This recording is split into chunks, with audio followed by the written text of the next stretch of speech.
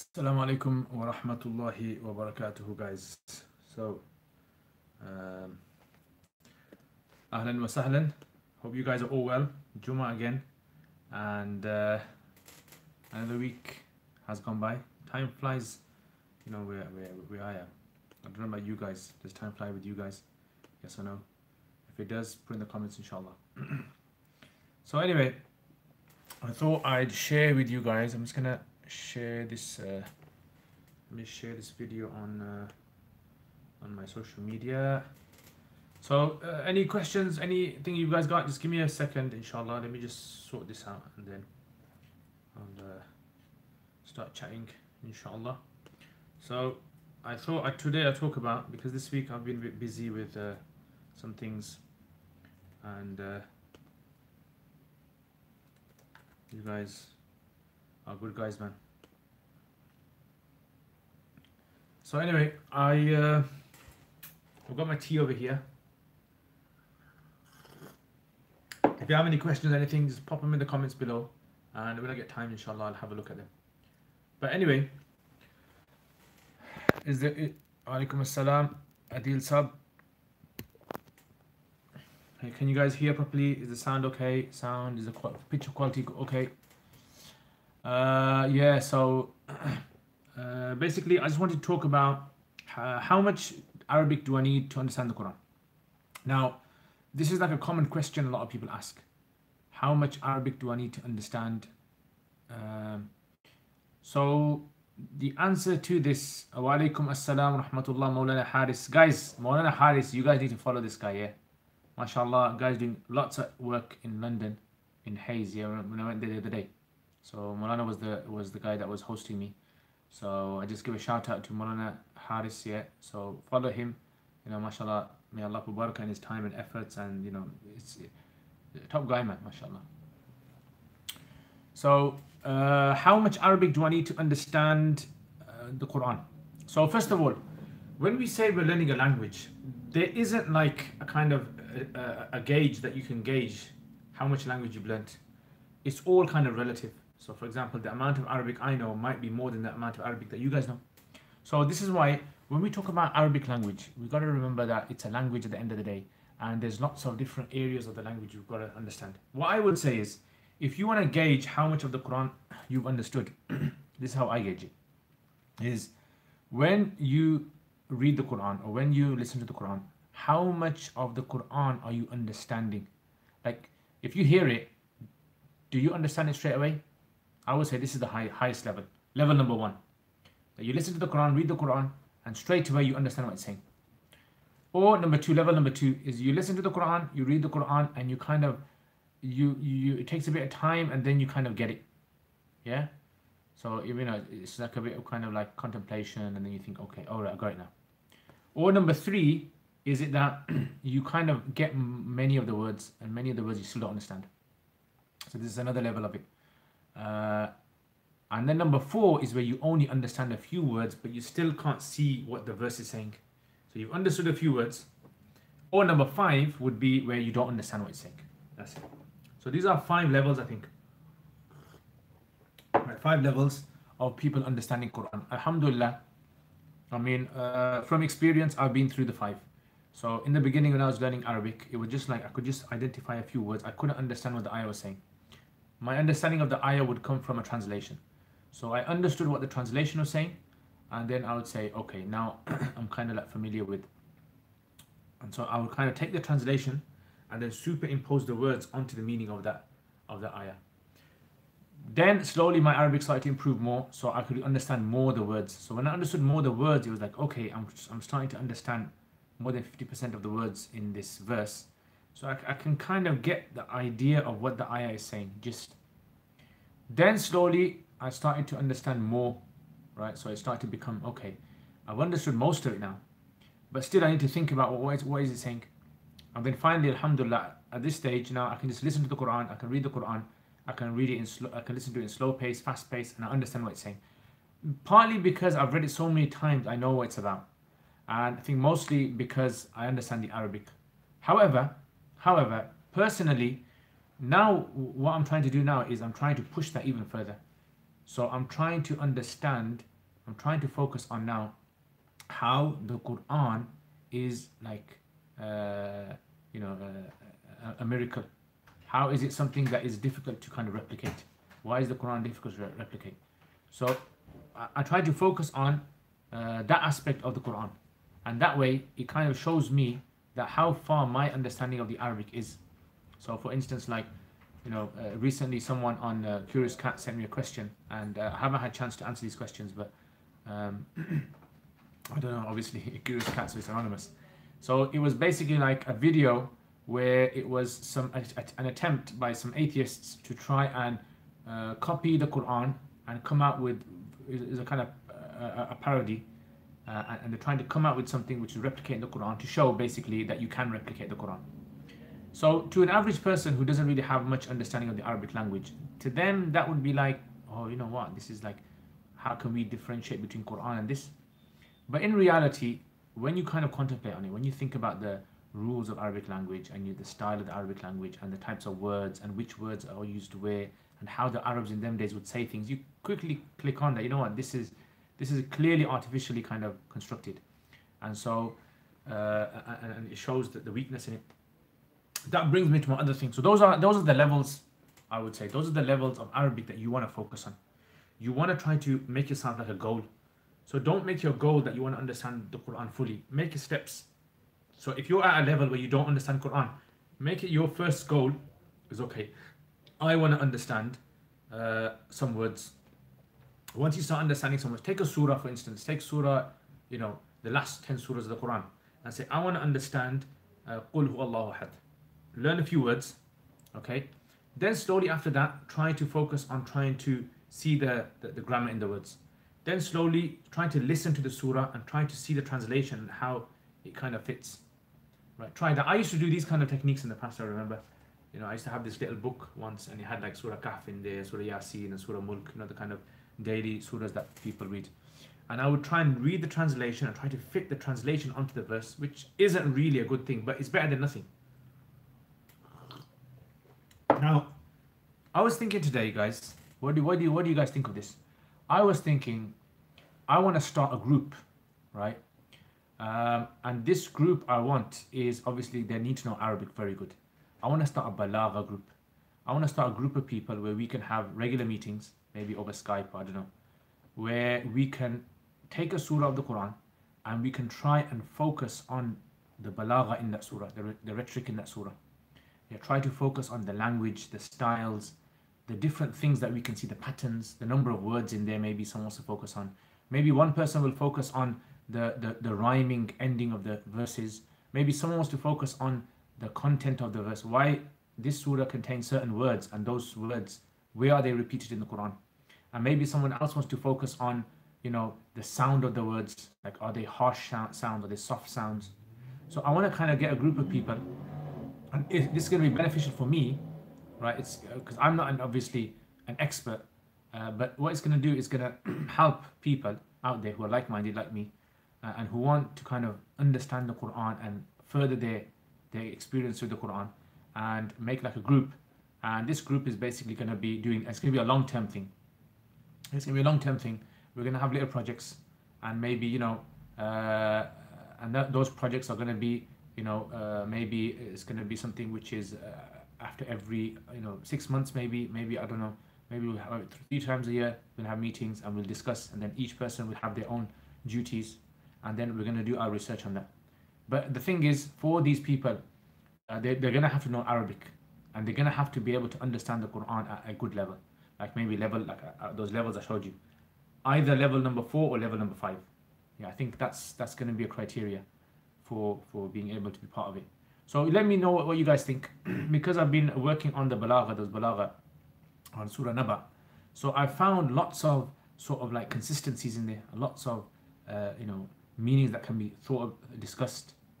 So I was just looking at the concept of the sky and the sab'a shidad, and the 7 mighty things that Allah has created, and the rain coming down from the mu'sirat. There's a kind of like, it's very, very, very kind of deep, the way when you look at a word, why Allah has used this word in the Quran, mu'sirat. Nowhere else in the Quran has Allah used the word mu'sirat, but He uses it in Surah Naba. So I want, because I don't have the time to kind of research all of this myself, nor I don't think it's a single person's mission or project. What I want is a group of people, and this group of people, maybe, I don't know, maybe we're limited to 5 people, 6 people, I don't know, maybe even 10 people, but they have to be competent people and people who are going to want to do this project. And obviously it's going to be something, it's going to be free of charge. I mean, they're all volunteers anyway, we're going to volunteer. But the thing is, the benefit of this is the good part, is that each person will get experience from each other and will get motivation. And I think this is the key thing nowadays for research projects, because a lot of times what happens is I'll start a project, but then I lose motivation after a while because it's like a single person thing. So by having a group, that group will motivate each other. So what do you guys think? And if you guys think you're up to it and you guys would be interested, let me know. It's still in the thought process at the moment, but I want to run it by some people and see what they say, because I think, if people don't have like a higher goal, if people don't have like a higher goal, a higher mission, understanding the Quran, then all paths that lead to the Quran are just going to fizzle away. That's what's going to happen. You have to have this like higher goal. What do you want to ultimately achieve? And when people see that higher goal, they want to get there. They know it's possible to get there. So I want to show people that, look, there's a group of people, maybe based in the UK, or maybe they can be from around the world, I don't mind. But the thing is that they are trying to do some work on the Quran and understand it and learn it more. And this will involve them maybe reading tafsirs. Maybe we can share ideas. I can share my ideas of how I do my research, how I look up things. We can share our own findings, and this will we'll kind of bump off each other, and we benefit from each other as well in that. And then wherever that person is, obviously later on in life, they're going to gain lots of experience in life, and will be able to help other people as well in trying to gain a deeper understanding of the Quran. This is, I think, ultimate mission now, because just Quranic Arabic and these kind of things are good, but these are just like the bottom of the steps. So imagine that there are 10 steps. These are the bottom of the steps. You want to get to step number 10. That's where you want to get to, and you need to see people who have reached that level. And there's Arabs that are obviously doing it, but I don't know if there's any like English speakers that are doing it, and doing it so that people around the world who have a disability. And I know in my mind I've got some of you guys, I think you guys would be interested, but I just want to know out there who would be interested in this and who would be able to help in this as well. Everyone doesn't have to be at the same level. People can be at different levels, but it has to be like a team effort, I think. Anyway, let me know what you guys think of this project, because I personally believe that there is lots of work that needs to be done on these kind of topics, and especially the Quran. And in our days today, the times that we're living in today, it's a very important time where people need to see the beauty of the Quran in the English language. Anyway, questions now. Let's check out your questions. Okay, so Ads is saying, Salam bro, I'm struggling with Nur al-Idah. How do you translate idiomatically?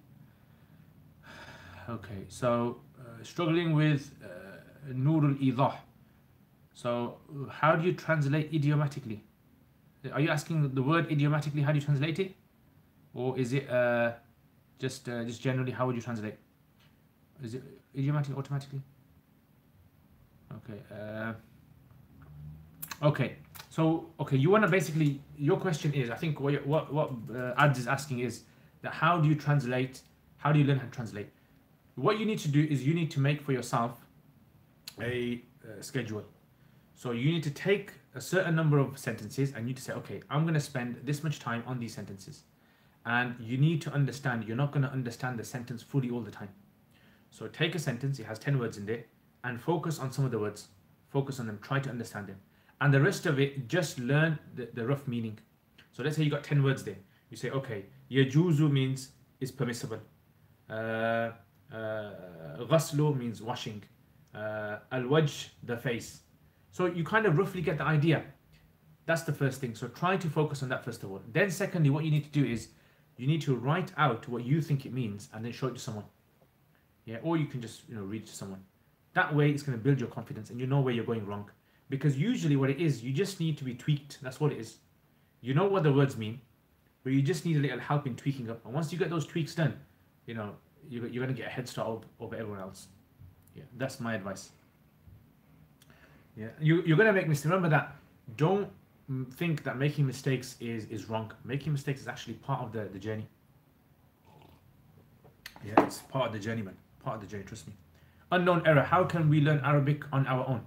Okay, learning Arabic on your own, you can learn it. It's not impossible, but you need to be very strict on yourself. Yeah, you need to be very punctual. You need to be very disciplined. It's a very kind of difficult thing, I would say, if you're not a disciplined person, because you can lose motivation.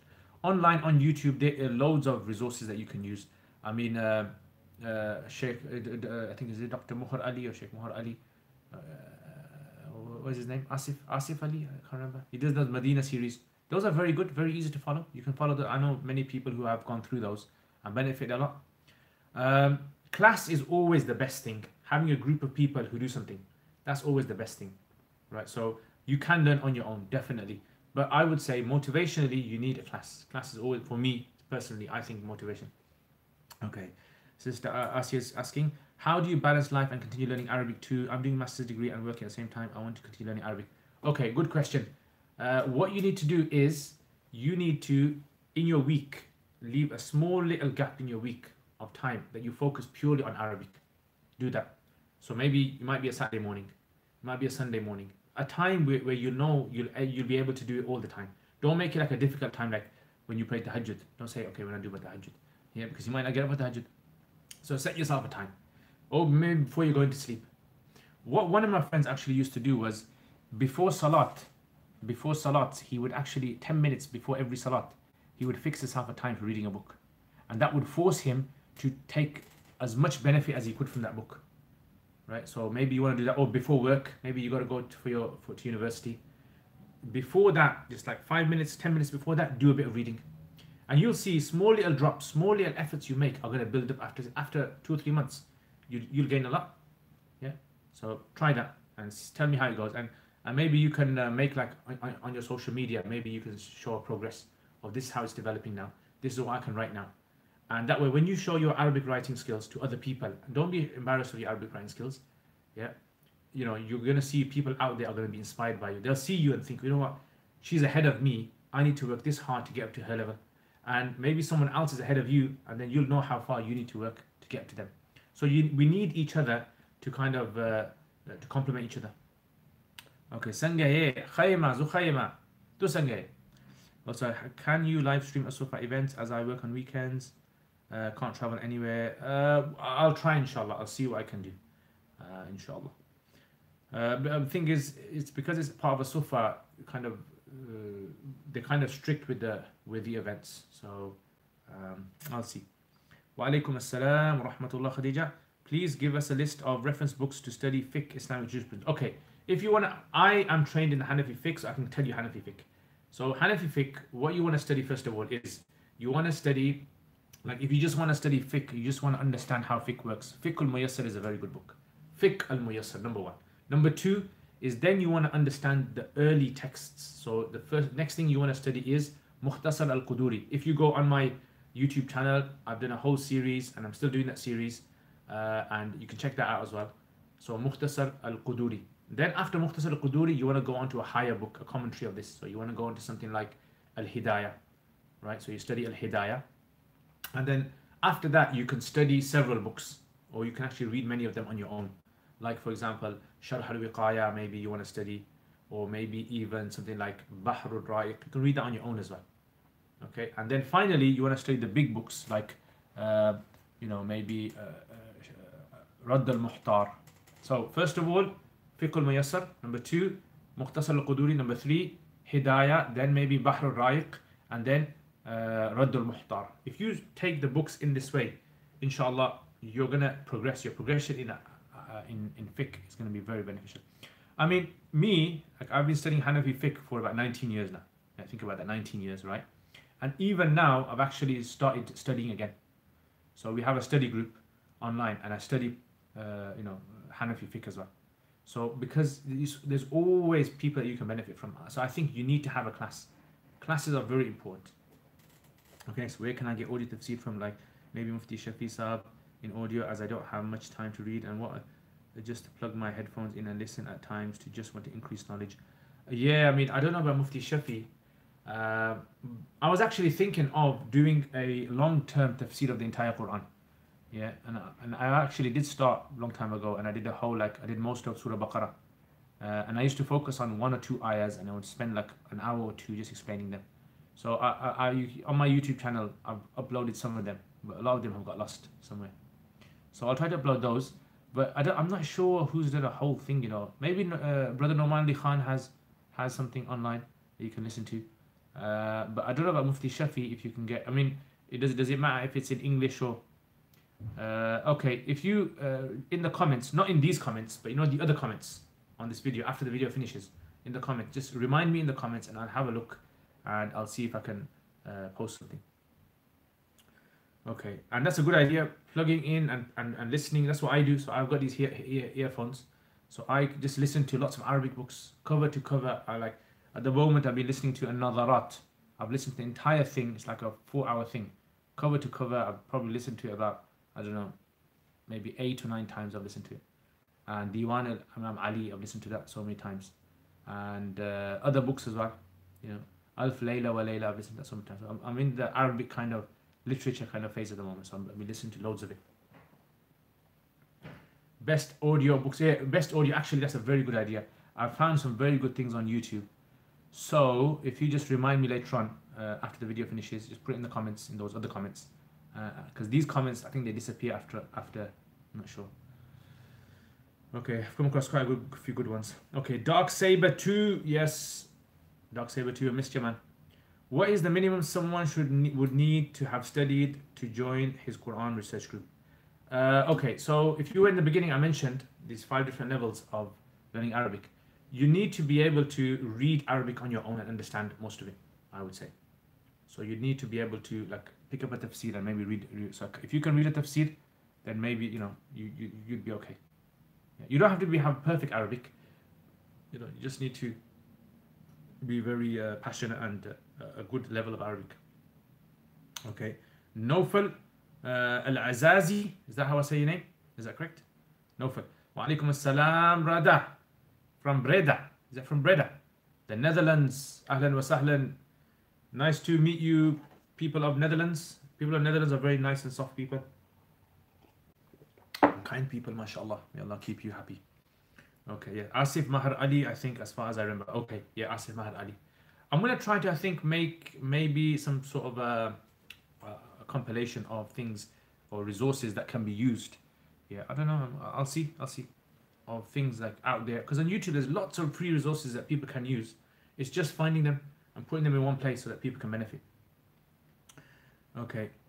Next, Daniel Al-Hanafi, Mufti Taqi Usmani Saab made a tafsir of Quran app. Okay. If you got a link to that, can you please put that link up? Put that link not in this comments, but in the other comments of the video after the video finishes. Put it up on there, inshallah, so people can benefit. Best audiobooks for Arabic learners. Yes. Ustaz, mashallah. Tahmid, how have you been? Tahmid Saab, have you been good? Yeah, since I last saw you, which was yesterday, wasn't it? So yeah, so that's basically what I've been thinking about these past few days. And I've been doing some talks in universities. I mean, I did a talk in Birmingham University last week, and that was on the miracle of the Quran. What is the miracle of the Quran? And I kind of did a synopsis of the different opinions about the miracle of the Quran. And so I went through that. And I think that would be a very good thing to kind of maybe do on my YouTube channel, going through that. And yeah, the other day, yesterday, I had a talk in Aston University. It was yesterday. Yeah, Aston University on science and the Quran. So I kind of brought a bit of that into it as well. And today I had a talk in Birmingham University, Jummah, on technology in the Quran. So I think there's lots of things that we can kind of learn from the Quran, benefit from the Quran. And when people, you see, when people who are not very familiar with the deen, are not very practicing, the thing is that we kind of, or they kind of, the people who are not really practicing, they kind of see the Quran as just a holy book. They don't understand what's in it. They don't see it as a very practical book, and they don't see it as a sophisticated book.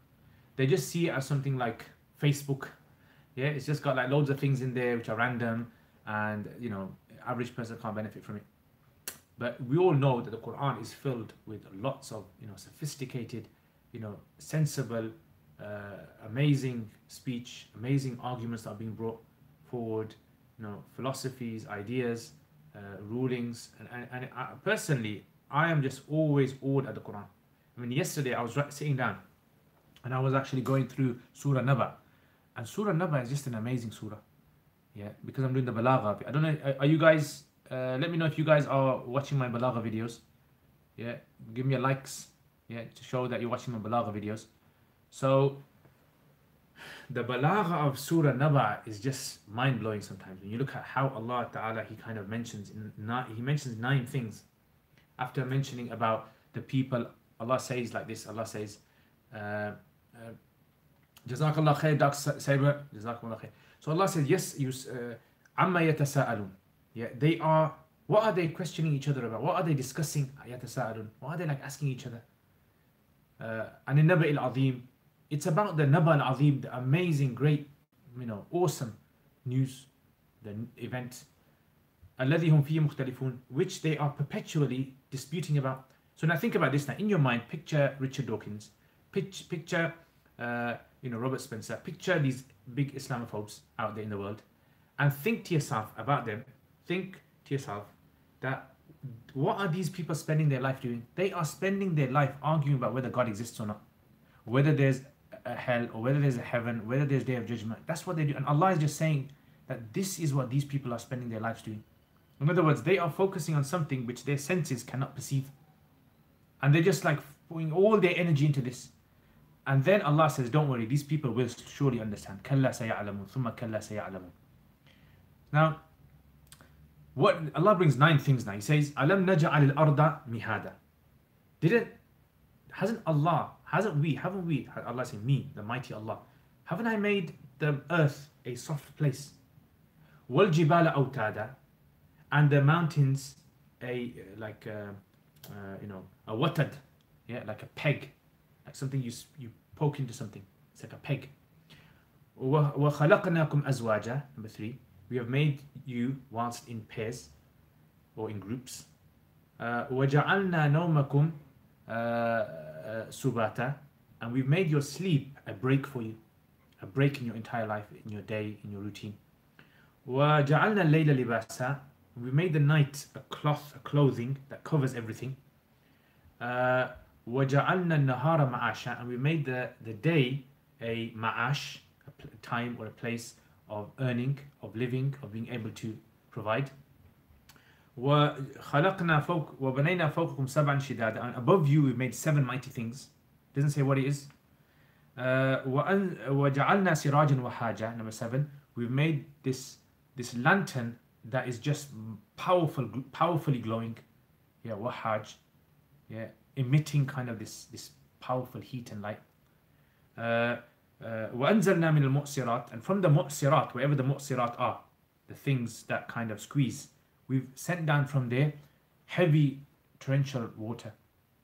And finally, لِنُخْرِجَ, so that we can bring forth from the لِنُخْرِجَ بِهِ, we can bring forth 3 things: habban, seeds; nabatan, plants; and number 3 is thick foliage, thick gardens of foliage that are wrapped in each other. Now you see, look, these are 9 things, isn't they? Yeah.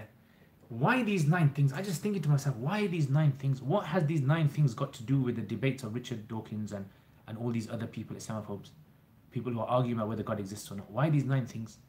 So, you know, just first of all, think about it. That if you kind of think about science, if you study science thoroughly, if you try to study science to try and understand the purpose of life, you're going to reach one conclusion. If you study science just to develop science per se, not to kind of reach a purpose of life, you will spend your entire life in science and you will not see what the purpose of life is. You will always think there's something, and then later on you will think before that thing there was something else, and before something else, and before something else, before something else. You won't reach an end. So Allah is just saying to us, look, you just look at the whole purpose of life. The earth, is it a coincidence that this earth that we live in, this planet that we're living on, is the perfect planet for us to walk on, to live on, to move around on, for our cars to drive on, for us to travel on, yeah, without shaking. Is it coincident that these mountains that exist are there? Is it just a coincidence that these amazing high tall mountains are there? Is it ozone? I mean, that's the thing I was thinking into as well. Yeah, 7 layers of ozone. Is it? I mean, why has Allah made us and we azwaj? Why didn't He say He made us in just twos? And I was thinking, look, it's like if you think about yourself, the way that we design products is we put things together like a phone. We kind of put pieces together, chips together, a screen, put together. That's not how Allah creates the human body. The human body is created out of splitting, zawj, pairs. One thing is split. What is it called? Is it called meiosis? Yeah, is it called meiosis? Mitosis? I can't remember the scientific word for it. But it's like Allah saying, we created you in such a sophisticated way that you're created in azwaj, in parts and pairs and different types. And your body is still being created like that. And then the human life is created in such a way we have this pattern of sleep in our day. Sleep itself is something that you can study, and how deep sleep is and how profound sleep is on human life. On the earth, an entire half of the globe will go to sleep. Most of the people on earth will go to sleep. Yeah, and so everything just shuts off. How this system has been created, and it fits perfectly with how Allah created the earth. The spinning of the earth, the times in the day, and then the night has been made like a cloth. It kind of like a thobe, it just libas, it just covers you thoroughly. Yeah, it covers you from all your faults, covers you from anyone seeing anything and a person.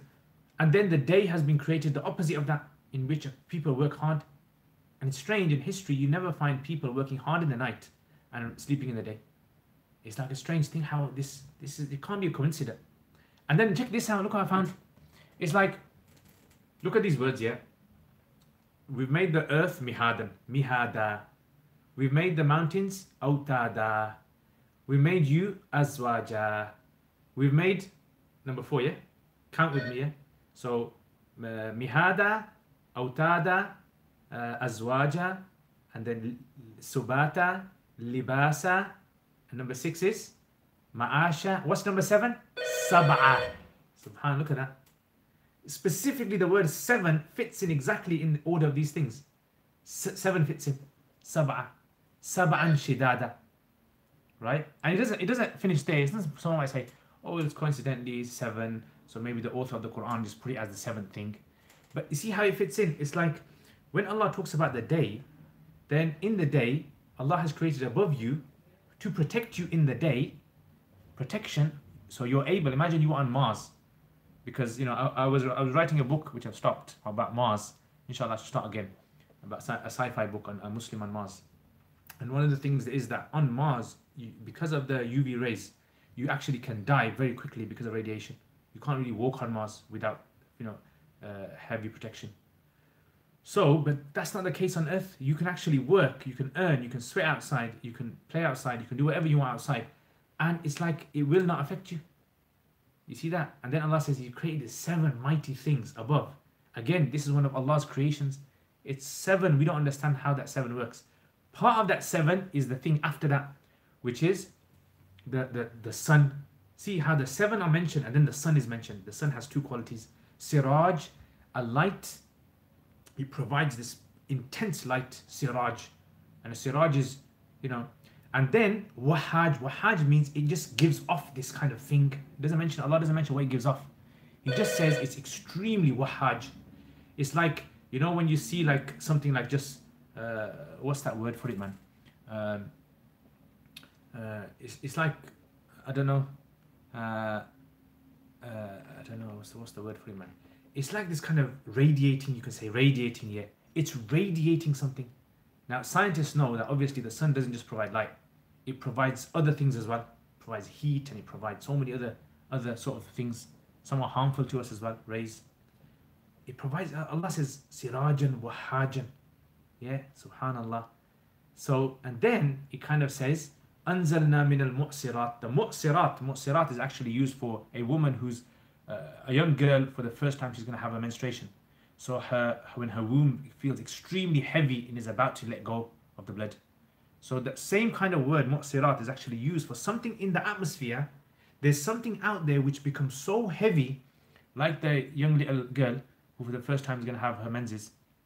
Something out there, that system Allah has created, that it becomes so laden, you can say, with water, with moisture, that it just releases it and it just gushes out. It doesn't come out little bits, it just gushes out.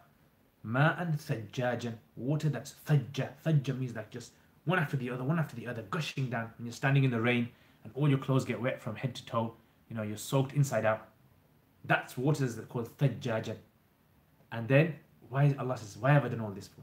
All of this whole system is لِنُخْرِجَ بِهِ حَبًّا, to create the most simplest of things which you take for granted.